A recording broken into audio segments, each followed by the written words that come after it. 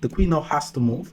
It went back to f3 because he wants to renew the checkmating attack on f7. But I just need to develop my knight. He's basically attacking early while I'm developing my pieces. Knight e2 was played, and one mistake I see everybody do is after they do this, they put the bishop on c5. The bishop belongs on g7 because we don't want to weaken the dark squares. Now, after pawn to d6, a lot of person likes to play bishop to g5 and pin the knight. I think you should just play h6 and prevent this.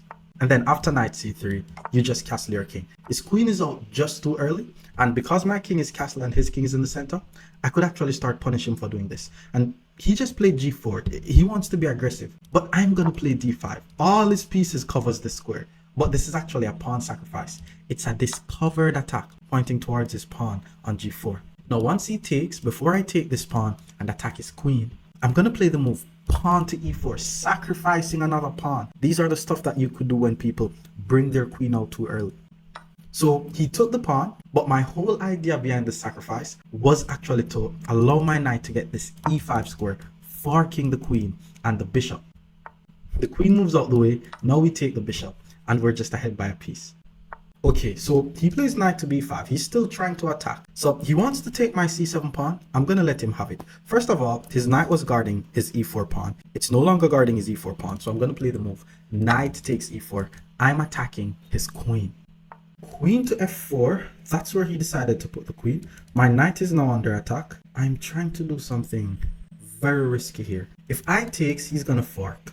Okay, let's take on d5. If he takes here, I'm going to play check, hit the king, hit the knight. Yes, the queen guards the knight, but here's what I'm going to do once he blocks the check. I'm going to play the move bishop to e5, forking the queen and the knight. His queen now has to move out the way. And then he took my knight. Now I'll take his knight. I'm still ahead by a piece. His king is still not yet castled. Bishop to d2 was played. Oh, I have 20 seconds. Let me put my rook on the same line as the queen. Maybe he castles. He moves the queen. Let's take d2. Now we only have 15 seconds. If he takes with the queen, this pawn is hanging, so let's take. And then I'm going to swing my rook in the game to gain a tempo on the queen. And I'm attacking this knight. So he moves the queen. Let's go here, hit this pawn. Time is running out. Okay, he takes. Let's take back. I still want to do this. Now I'm going to take here. Mate incoming. Take here. That's mate. Hit the queen. Check is going to lead to a mate. He sacked the queen. Let's just take here. He's now trying to flag. Okay, check. I have 5 seconds. Hit the rook. Oh, that was a free rook. Here.